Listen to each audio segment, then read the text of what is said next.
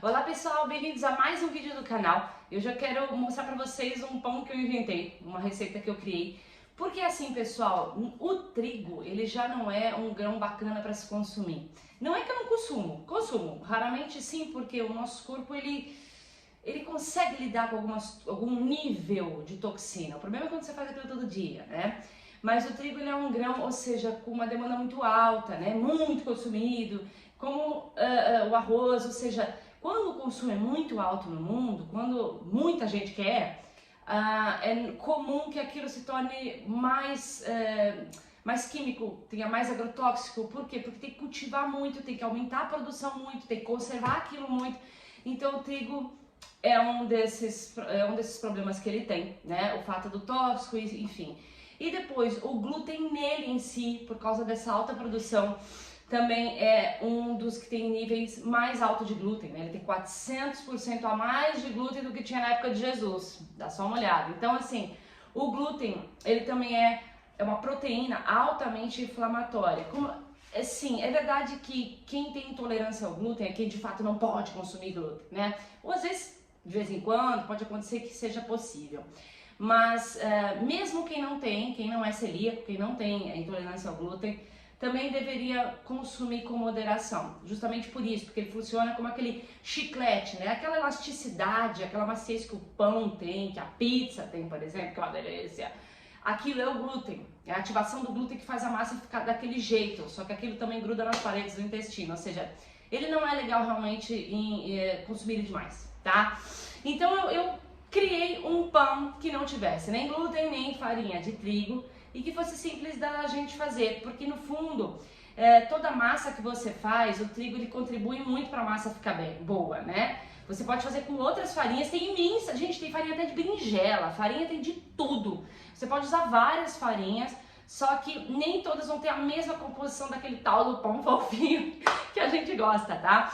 Então eu fiz esse pão, vou mostrar nas imagens pra você como é que faz, e ele é super simples de fazer. São 4 ingredientes na verdade, porque eu tô contando com o sal, mas são poucos ingredientes. E o que eu queria mostrar pra vocês aqui é esse fermento natural que eu aprendi não faz muito tempo e que assim, os meus pães hoje dão super certo por causa dele, tá? Você pode usar, nessa receita que eu vou mostrar, o fermento biológico, aquele fresco que você compra na geladeira dos mercados. Tanto tem aqui em Portugal, tem no Brasil, tem em todo lugar. Não aquele fermento em pó e nem o fermento em pó de padeiro. É aquele fresco mesmo que você acha na geladeira.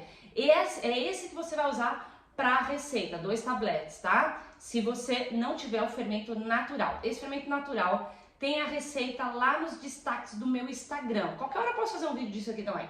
Mas tem as receitas lá no destaque do meu Instagram, então se você tiver curiosidade de aprender, ele dá um pouco mais de trabalho, você tem que ficar com ele, você tem que cuidar dele durante 7 dias, e depois daqui pra frente, a cada 10 dias você tem que alimentar. Pra fazer o pão você tem que tirar 8 horas antes do pão. Então assim, dependendo aí como é que é a sua vida, se você tá afim desse trabalho ou não, você pode tanto fazer ele, que pra mim deu super certo, como você pode pegar o fermento biológico fresco. Por que também isso aqui é super bom? Porque é cheio de bactérias boas, probióticos, né? É uma fermentação que vai deixar o pão melhor, porque às vezes você, mesmo fazendo uma farinha saudável, você incha quando come farináceos. Isso acontece, quando come pão, farináceos, e acaba que esse fermento natural, ele ajuda muito nessa situação, tá? Ajuda muito a não inchar, ajuda muito até mesmo em farinhas que você use com glúten. Ele ajuda muito nessa digestão do glúten, tá? Então assim, eu recomendo o fermento natural, tem as receitas no meu destaque do Instagram, mas também dá pra fazer com fermento fresco e não é por aí, tá bem? Então pronto, assiste aí como é que eu fiz o pão e já a gente volta.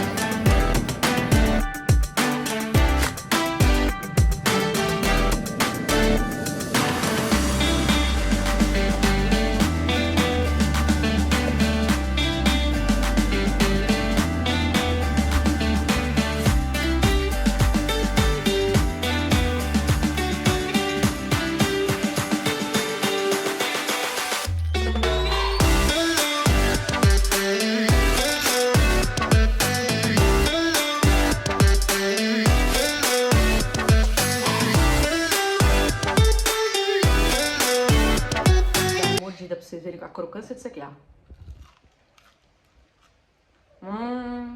Que delícia. Ó. Maravilhoso.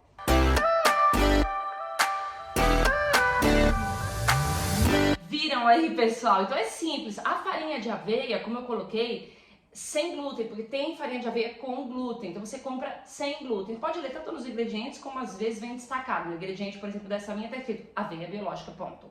Não precisa ser biológica. Aqui em Portugal é mais barato achar produtos biológicos, no Brasil não é. Não tem problema se não for. A questão toda é você pegar uma sem glúten. E o polvilho. Por quê? O polvilho é uma super estratégia, pessoal, para deixar as farinhas nessa consistência que a gente tem quando tem glúten. Percebe? É como se fosse um substituto do glúten. Não quer dizer que vai ficar 100% igual, mas fica muito gostoso. Então o polvilho, agora, é assim, o polvilho, você vê que na receita ele vai em menor quantidade. Por quê? Porque é só para dar essa liga que eu uso ele. Porque ele também é uma farinha super refinada, que faz a insulina da gente subir imenso, tá? Eu vou ter um vídeo que eu vou postar a respeito dessa questão de insulina, mas isso mais pra frente.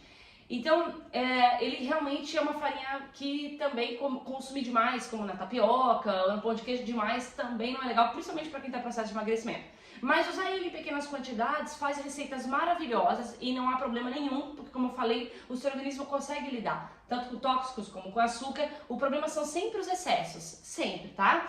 Então ele é uma super estratégia. E eu coloquei o chouriço. Agora sim, aqui em Portugal, todo mundo aí já sabe, o chouriço tem de vários tipos. No Brasil, o chouriço é só de sangue, que se usa essa palavra. Mas não, aqui são de vários tipos e seria basicamente a nossa calabresa no Brasil.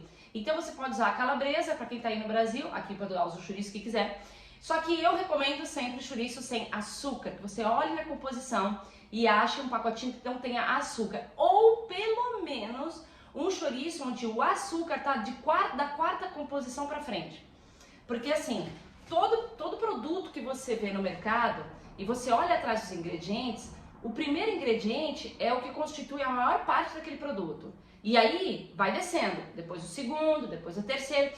Então se o açúcar pelo menos for do quarto para frente, ele já não está usando a maior parte da composição daquilo, tá? Então há chouriços, por exemplo, que você pode pegar pronto, com açúcar, depois do quarto ingrediente. Mas eu gosto de pegar sem açúcar, mas não é sempre que eu acho, tá? Então eu pego essa regrinha do quarto ingrediente pra frente, tá legal?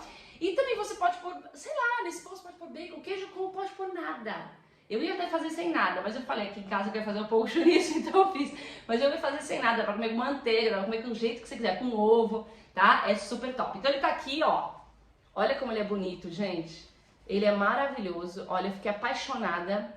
Eu comi demais, e já é de ontem, tá? Já é de ontem, eu comi demais. Eu adorei, amei essa receita. Vou fazer com vários outros ingredientes. Todos que eu criar, eu venho aqui falar. E vou tentar outras farinhas também, daquelas que são super difíceis de dar certo, com o polvilho, que eu achei que essa foi o pulo do gato.